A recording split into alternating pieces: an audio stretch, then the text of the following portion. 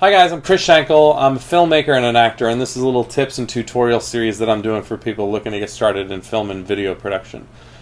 So, when you're starting and you're just beginning to shoot your own films and movies and you're kind of going to the camera store, the biggest temptation is to spend all or most of your money on the camera body.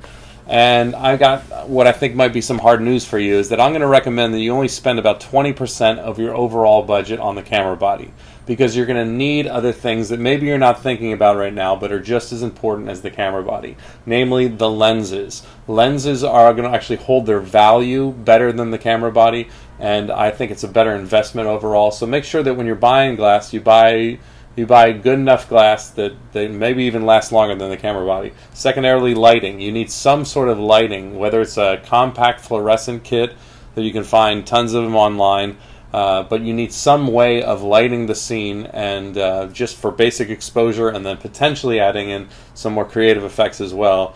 Thirdly, probably more important than anything else, is audio. You need to have a quality microphone and a good recorder and some way of really capturing clean audio. So you're going to need to save at least 20% of that budget for that. So yeah, that leaves 20% that you left over for miscellaneous things that you're maybe not thinking about right away, but you're going to need a lot of batteries and you're going to need memory cards. And then with this, you still need some way of stabilizing your shots, whether it's a tripod, a monopod, or let's say a Steadicam, more like a shoulder rig when you're just getting started.